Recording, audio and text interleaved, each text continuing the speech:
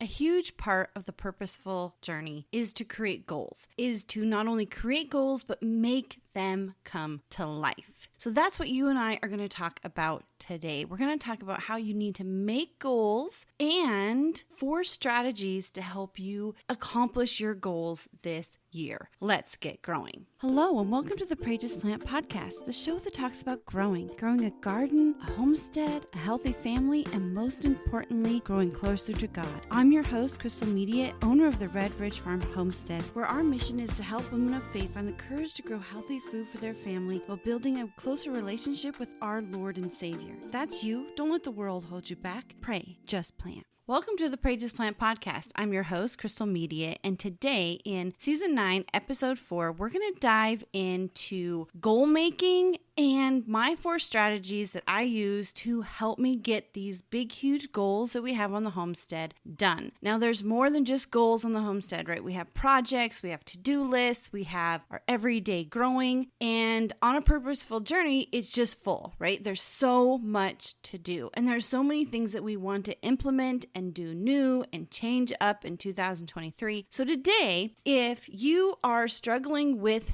making goals and connection, make them come to life, like accomplishing your goals, then this episode is for you, because I'm going to talk to you very quickly. We're going to have a little conversation about how to make good goals, good proper goals that are realistic, and I'm going to give you 4 strategies to do those goals, how you can just get going and how you can accomplish those this year. So let's talk about making goals. There's about 4 things you need to remember when you're making your goals for this year. You need to make them specific. And what I mean by that is you need to add some measurement to them. How do you know a goal is accomplished if you don't set some parameters to it? Also, how are you going to make a progress or make a process on this goal if you don't have exactly what you need to do in your goal to begin with? So let me give you an example about being specific. Say I want the goal to increase my knowledge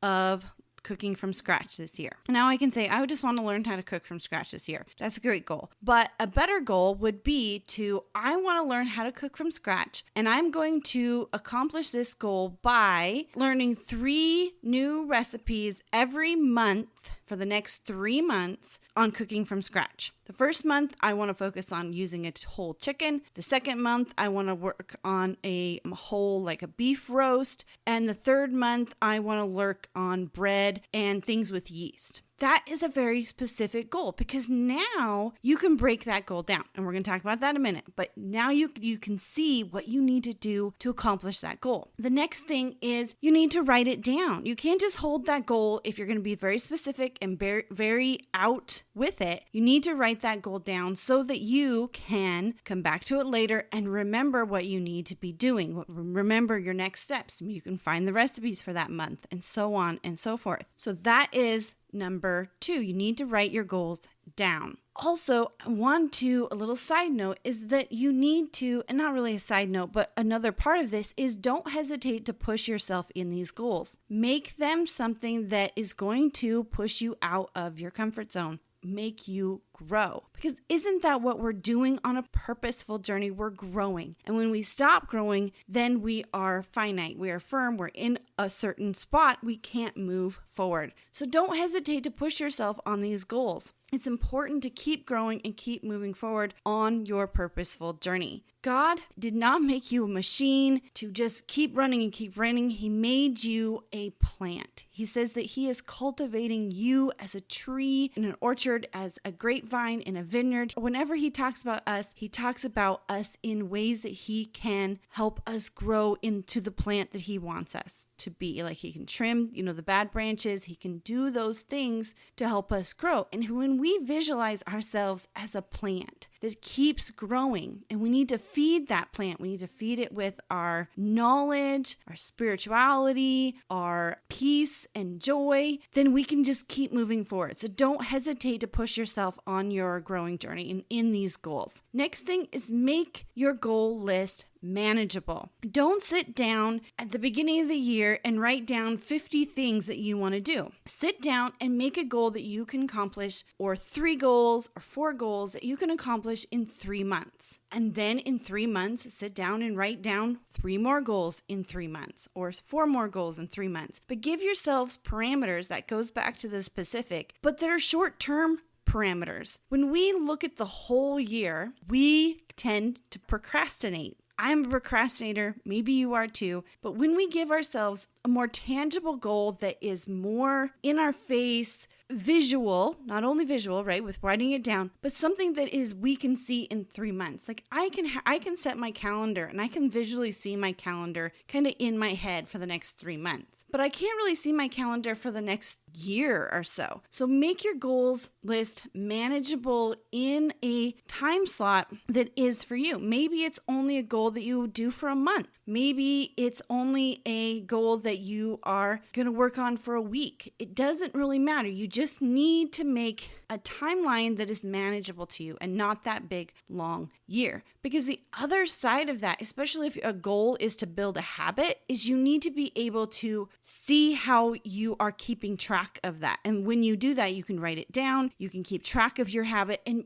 habits are formed in about 6 to 8 weeks. So in 6 to 8 weeks, once you've developed this habit, you're ready to not only continue that habit, but add a new one. So when you make a habit for a goal to add a habit to your life for the whole year, it's just too far out there. It's too huge and it can feel very stressful. So I'm going to recap really quick those 4 things. Write your goals down, be specific, don't hesitate to push yourself, and make your list manageable by giving yourself current, up-to-date timeline, not way in the future, where you can perceive how far you can look forward in your life. If you have a calendar that's only a couple months ahead, then that's how far your goals should be. So let's get into how we can make these goals attainable, how we can do them. And the very first thing is we need to break your goals down. So like that goal that I had for the cooking from scratch, you kind of broke it down already when you were very specific, but now you need to break it down further. What is the first step that you can do to make that goal come true? Well, the very first step could be finding the 3 recipes for each month that you're going to try and write those down so that when you come to it and you're ready to cook a new recipe, you already have the new recipes figured out. So when you're making a goal, break it down, and if you're not sure about all the little intricacies, at least do the first step. What is the very first step that you can do to get started? And that's the next thing. You just need to get started. You don't need to worry about breaking every single little piece down. Just focus on the very first step that's going to get you to build that momentum that you need to keep going. So in that example, you're writing down your recipes. So when you have that 20 minutes or 15 minutes or that day to work on your goal, you know exactly what the first step is, and you can just get started. The next thing is to tell others. Make these goals part of your family, not just yourself. You are on a purposeful journey, and that purposeful journey includes your family. So tell others about the goals that you're trying to accomplish. Number 1, they can keep you accountable. Number 2, you're going to have someone to push ideas off of. And when you push ideas off of someone else, they're going to help you be more specific with your goals. They're going to help you realize if those goals are attainable or unrealistic or many other things. So tell others about your goal. And the last thing that I want to tell you is don't expect to change overnight. Only expect 1% change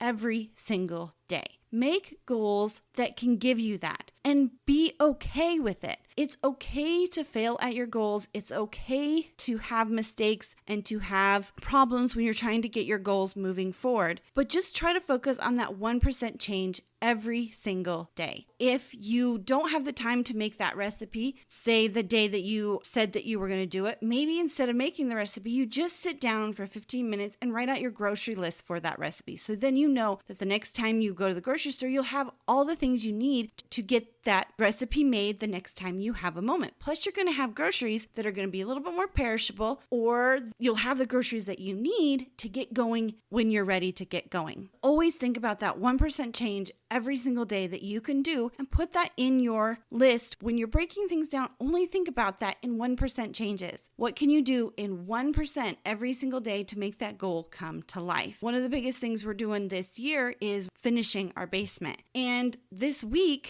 month in January, I wanted to focus on getting the cupboards done in the mudroom. So I only wrote down 2 things this week that will move that goal forward. I have lots of other things that need to be done, especially in the home, especially on my growing journey. But I wrote down 2 things that'll get that done because I know those 2 things I can get done. I'm giving myself grace in the situation. So when we give ourselves and tell ourselves only 1% change is needed every day, we're going to move forward, but we also give ourselves grace. I talked about in last episode a couple of weeks ago about progress over perfection. We need to focus on that progress, and that perfection steals our grace, steals our chance of just being ourselves in our goals, because we're too focused on trying to make this perfect picture or this perfect ideal. And when we do that, we leave ourselves out. God covers us with grace. He went to the cross for you. So you need to also give yourself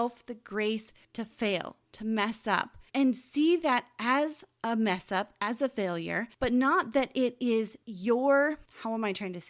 that when you mess up, when things happen on our growing journey that 1, we don't even know are going to happen, 2, that is our fault in a way, but we can't sit there and be down on ourselves. We have to say, okay, I'm going to give myself grace in this situation. I was really busy with all the other things on my list and I didn't get this done this week. But what can I do? Pick yourself up. What can I do now to move beyond this? And not get into a hole and wallow and live in the failure, but to move on. Give yourself the grace to move on to the next step, or putting it somewhere else on your calendar to do your goal. So that was just a really quick conversation about your goals and how you can get them accomplished this year. We talked about the 4 ways to write your goals, and we talked about the 4 unique strategies that you can use to accomplish the biggest goals on your homestead in your purposeful journey. I want to thank you for joining me today at the Pray Just Plant podcast. If you're new, welcome to the Red Ridge Farm Fellowship of Fellow Growers. And as always, don't let the world hold you back. Pray Just Plant.